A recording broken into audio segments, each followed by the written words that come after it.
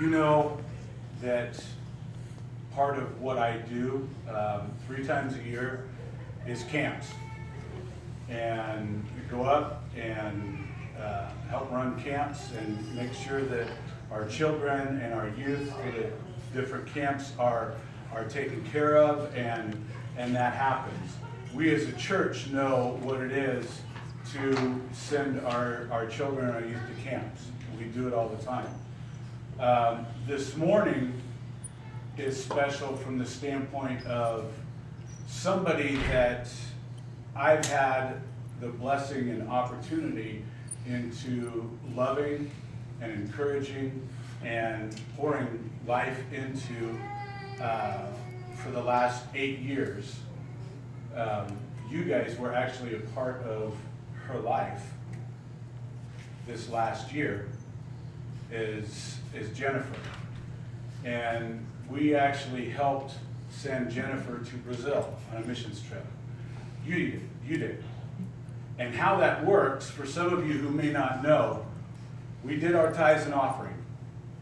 The first thing that we do as a church, we take whatever is given, the maximum amount on on any given Sunday, whatever it is, and we as a church tithe on that.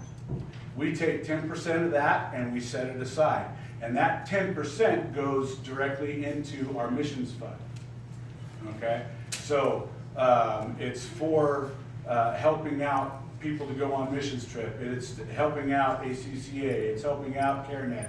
It's helping out the mission up in Reading. We have local entities, and then we also have missionaries that we are supporting outside of the United States. And then individuals. We've done it with Donald and some other people also. But this morning, it's a blessing to me because you guys get to meet one of the former youth, now young adult, who is going to William Jessup University, which is a Christian college, and we got to help support her. You got to help support her in going to Brazil. And Amen. Jennifer, why don't you come on up here? And like I said, do you need the stool so you can see over? She'd probably be okay hiding behind there, but. No hiding now. But I will tell you this, that, and I'm, in a way, I hope I embarrass her, but in a way I don't. When Jennifer started going to camp, I will tell you, and her parents will tell you, she was a handful. She was 2 handfuls. Still is. And at times, we all can be handfuls, and at times she could still be a handful. But I will tell you this, the growth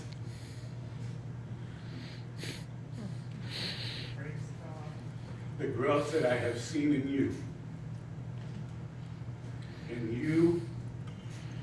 wanting and desiring to do what God has instilled in you, that was instilled in you by your parents, by camps, by your pastor, by your church, Emmanuel Faith Tabernacle, is awesome. And my prayer is that every child and every youth that we have here will continue to grow as Jennifer has, and desire to be a child of the King and use what God has instilled in her for the last 8+ years in doing God's work. So I am Amen. extremely proud of you. Amen. And it's an honor for me to introduce Jennifer to you. So I am going to hand it over to her. She has a whole presentation. If you would stretch your hands forward, please. Father, I love you, and I am so proud of Jennifer, and I am so just encouraged by her love for you and her desire to chase after you. And Lord, I pray that that fire in her would continue to be breathed on and fanned by you. And this morning, I pray that you would take any nervousness away, that she would just share her heart and what you accomplished through her on this missions trip. You're an awesome God, and we love you. In Jesus' name, amen. Amen. Hi guys, I'm Jennifer. Like Paul said, I attend William Jessup, and through William Jessup, it gave me the opportunity to go on a mission trip with them, and that was technically my second mission trip ever, because I go to Mexico once a year to go and build houses, and so when I was given the opportunity to go to Brazil, it was a whole different opportunity, and so me going to Brazil was way out of my comfort zone, and to leave my family for 3 weeks was really hard on me, because growing up I just wanted to be next to them, and so Mexico was a week, so I go to Mexico, come back, and then home. But Brazil was 3 weeks, and so before this trip I really struggled with fitting in and like going and doing something in a foreign country that I've never done before and seeing what's happening there. And so before the trip, I was determined it was a mistake. Like, I was not supposed to be going on this mission trip. And that night, I fell to my knees and I was like, God, like, if this is what you want for me, like, provide the money, provide why I'm going, like, let me know. And literally within like the hour, I got a message from Paul. And Paul was like, hey, like, do you still need money? And right then I was like, what is going on? Paul said that you guys wanted to donate to my trip, and the donation that you guys gave fully funded me. So I was like, okay, so God, I guess I'm doing this. This is really happening. And so, I was like really excited for that, but the fitting in, because at William Jessup, we all have classes together, but my whole team was put together randomly. None of us hang out at school. We don't associate with the same people, and so it was really cool that 12 different people were brought together for one purpose. And going on the trip, I had no idea what my purpose was. I just knew I was going to Brazil. And so what verse actually stuck with me, like from the beginning, was Proverbs 3:5-6. And I want to read that for you. It says, trust in the Lord with all of your heart, and lean not on your own understanding. In all your ways, submit to him, and he will make your path straight. And because I knew I didn't fit in, but I knew God had a plan and a purpose for me, I just didn't know what it was yet. And so I want to go into what some of the things that I learned, like the culture differences for us, because it's nothing like America. You go in there and we have homeless people, but their everyday lives are pretty much in the slums, and they don't have near as much as we do. And so like the children running around playing, like our kids sit on computers and phones, and these kids are out playing. And so I wanted to point out a couple culture differences. So their school is, the younger kids, like elementary school, they go from 7 to 12, and the middle school is from 1 to 7 at night. So it's like 2 different shifts. I have no idea why, but that's how it is. They're so loving. Like the moment we got off the plane, we met the lady who was gonna be taking us around and doing all that, and she just hugged us and kissed us, and to me I was just like, hey, this is my bubble, like stop. And so I was like, please don't, no more. And so then we showed up at the building that we were gonna stay in, and literally got a million hugs by random people and kisses, and yeah, that was really like a culture shock to me. I was just like, here you just don't do all that. Coffee. They love their coffee. Oh. They love it. I've learned to love black coffee because they don't have all the fancy creamer and all that. They give you sugar, but that's it. So I've learned to like black coffee. And then with them, their children, like babies, drink it in their bottles. Like, that's how much they love coffee. And one of the guys was like, why are our kids so crazy? I'm like, you start them as babies drinking coffee. Like, this is why. Another one is they cannot carry any weapons. So they have nothing at all. And I had asked one of the girls who was with us, I was like, how do you guys protect yourself? Like, you guys walk everywhere. And she pretty much was just like, we have God. Like, God is our protection, and that's all we can get. Because if we carry a weapon, then they can get in a lot of trouble with the cops. Because where we were staying, and we learned that the cops are really corrupt, and so they would just go into the slums and just like randomly take people's lives because they could, because they were cops. And then while we were there, the president was impeached, so there was no one in charge. Like, everyone was out. And we found out it was because every person in authority was corrupt and they were doing stuff that they shouldn't have. And so that was crazy. There was a lot of riots and whatnot. So we weren't allowed to leave the area we were staying because that was happening. Another thing is their rings. Like, when we get married, we wear a ring on our left hand. There, when they get married, or when they're dating, they wear a silver ring on their right hand that's on the ring finger and says, hey, we're dating. And then when they get married, it's a gold ring on the left ring finger. So that's, you know what's going on if someone's dating or not. The word funk. In America, it means like disco. In Brazil, it means like crazy raves. And so that's their word for when people are out partying and raving. And so it's not really a good scene. So if like, you hear the kids talking about the funk parties, it was something that you wanted to change the subject because you didn't want them to be talking about it. So yeah, so those are and then their time. They're 4 hours ahead of us. But by the time they get up and get ready, it's like our 7 o'clock. So they're 4 hours ahead, but they're getting up and ready really late. They're not morning people. They will be up until midnight and get up at like noon. So it's like, I don't know. They're not morning people. We didn't do anything early. So it was really good because it was like a 4-hour difference plus we slept in, so. Not the slide after the next. There's other pictures. Okay. There you go. That one's our team picture. That was our whole group. And then the birthday party. The first night we showed up, they threw a birthday party for my professor. It was his birthday. And they welcomed 12 of us into about 100 Brazilians. They threw a huge party, made us food, and so we had a giant welcoming birthday party. So, can we go to the next one? Thank you. So what we did there was, the first weeks, we were there for 3 weeks. Our first week was mainly lectures, and we learned what this ministry was and what their purpose behind everything that they do is. And so it's called Restoration Ministries, and their mission is to transform unprivileged children and their communities through the good news of Jesus Christ, equipping them to serve.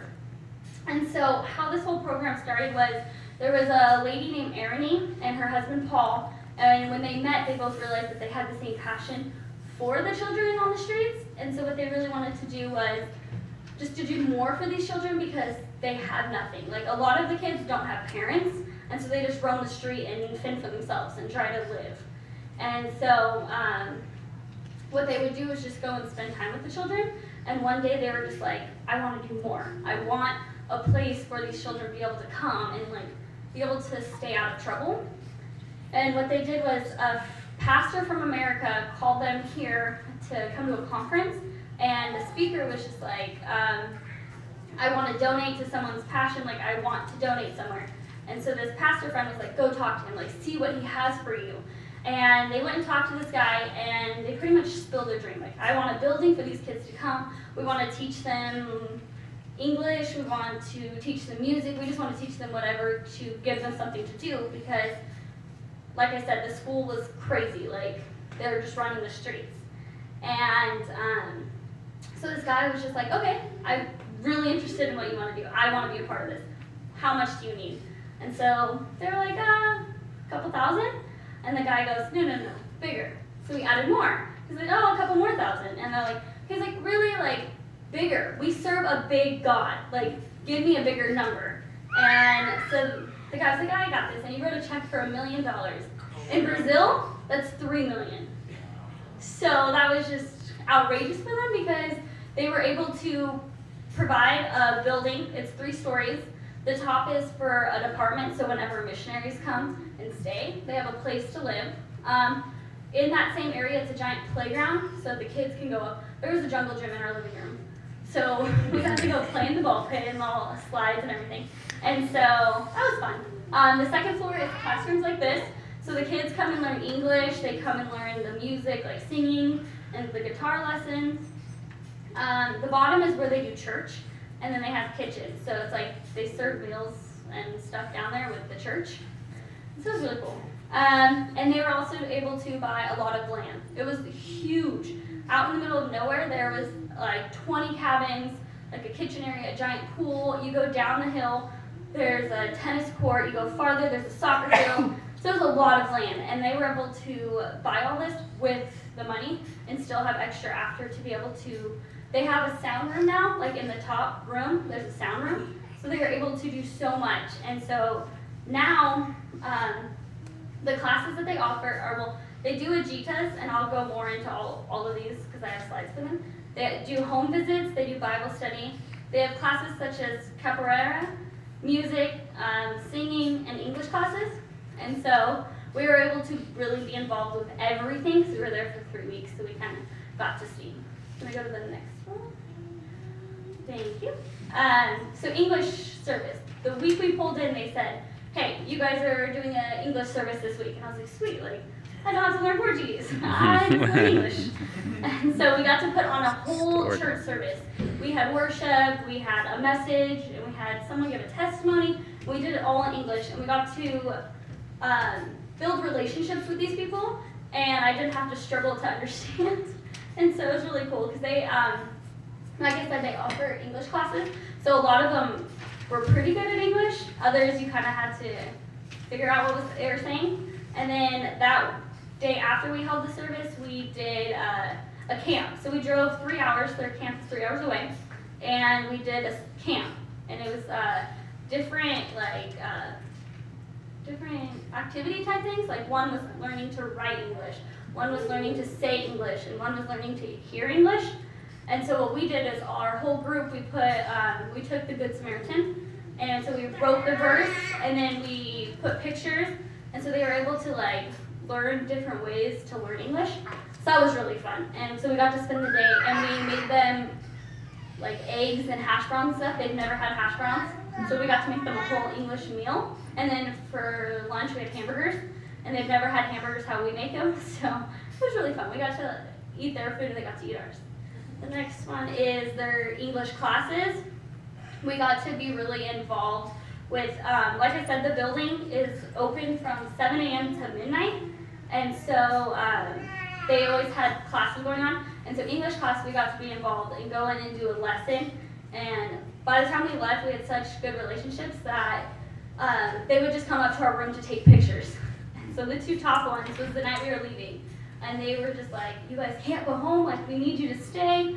And so we got to build those relationships as we were teaching them English. And then the next one is capoeira.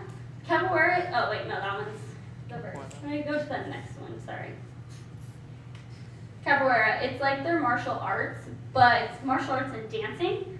So it's fighting dancing, and it's to keep the kids out of trouble. It's really fun. My whole group tried it. I'm really not good at it. Like the first night, the guy was like, hey, all of you Americans, you're gonna get up here and do this.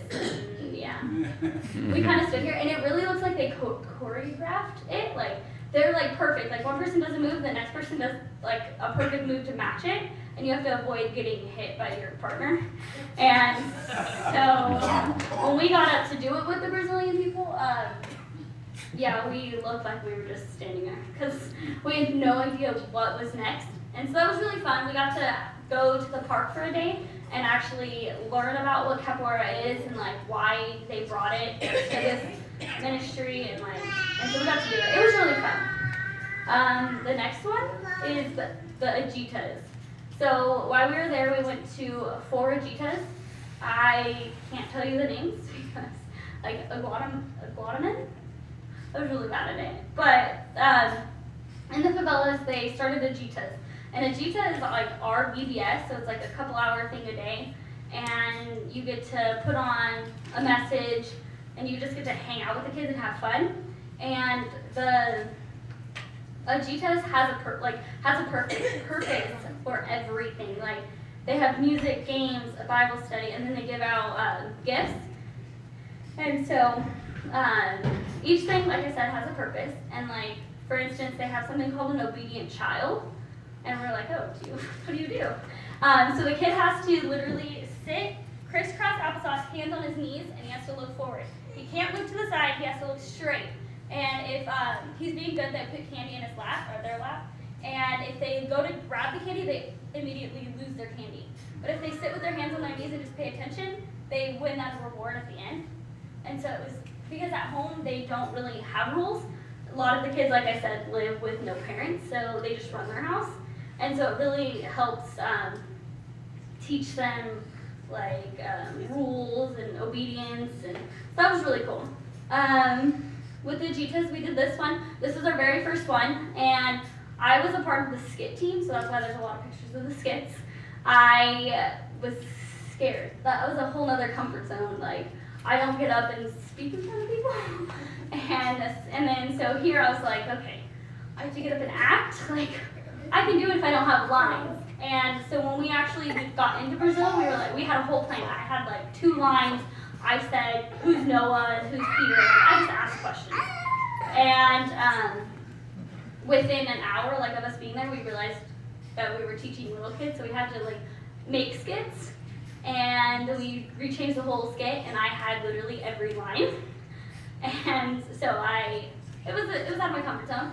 But what I took out of it was pretty much like, I'm here for the children, and whatever I do up here, like, I'm doing it for the children, and through me, like, God is working to touch these lives. And so pretty much I went up every time, like, if I forgot something, like, my team was so awesome, like, they would catch you, and like they would add something to try and help, like, cover up that we messed up. But so that was really cool. The next one is Toma Moore. Through that one, I met a little girl named Jennifer. There'll be a picture. So it was really cool. I met a little girl with my name, so we hung out. And here, okay, I have a messed up back. I think I messed it up in high school when I was playing sports. And so carrying kids and stuff, I'm like, like, I can't do that. And my whole team was like running around with them on their shoulders. And like you see in the picture, like, the kids were on my shoulders. Like, I had no pain at all. And like, I was so scared. I was like, I'm gonna break myself. Like, I'm gonna carry these children and I'm not gonna walk tomorrow.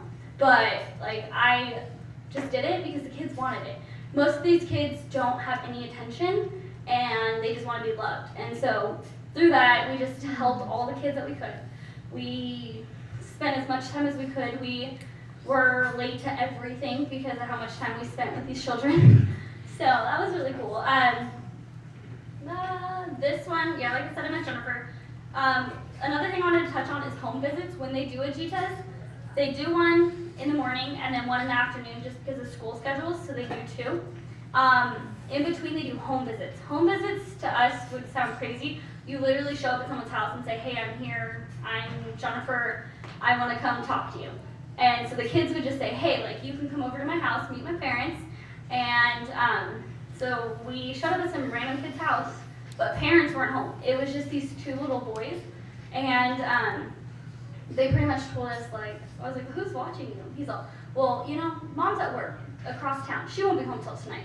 Okay, well, where's dad? Well, he's in jail for drug trafficking. Okay, well, who watches you? Well, grandpa's with dad. Oh, okay. Well, find out they're just living there alone.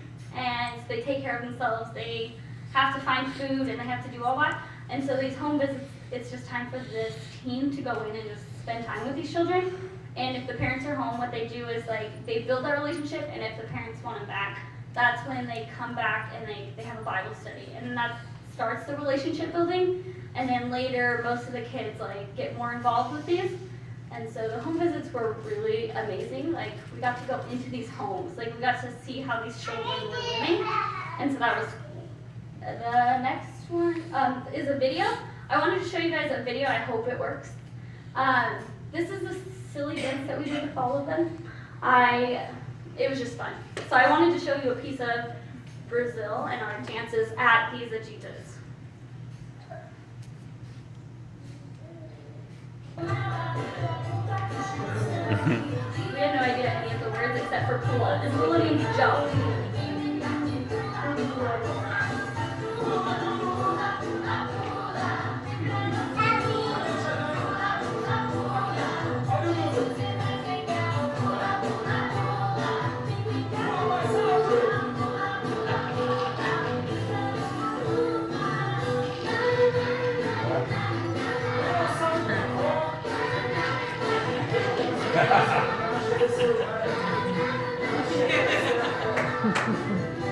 got a little guy, he was go fire.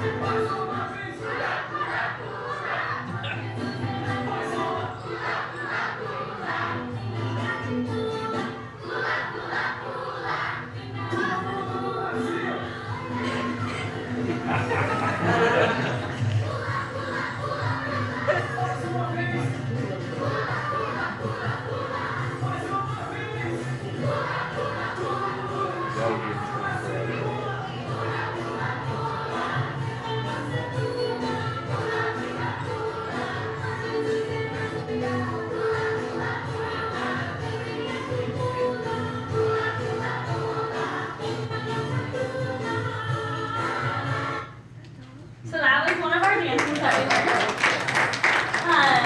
So it was really fun. And they do Light Shine Bright by Toby Mac. They have a whole dance for that. I just didn't have one that we really danced with them.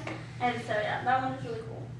So we did a lot of dancing. I got better at it towards the end. The next one is another favela called Villa Rosa. Hopefully it works. What's a favela? Huh? A favela is like the slums. So well, to us, it's like our river bottoms. It's like where people make their own community, and because they don't have homes, so they build homes out of whatever they can. And yeah. And so here, this is their church. It's like a hallway. And here I got to, in between the Ajitas, they do Bible studies with the adults. And I was able to give my testimony to a group of ladies. And it was really cool because it was another step out of my comfort zone to speak to a bunch of women about what I grew up with. And so it was really cool to be able to do that. And in the top picture, I was going to talk about it.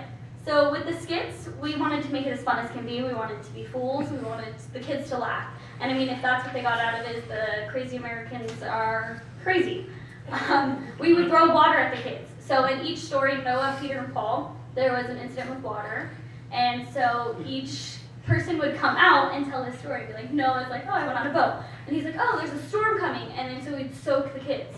And then Peter, like, there was just like a shipwreck, there was something else. And so we would soak the kids every time.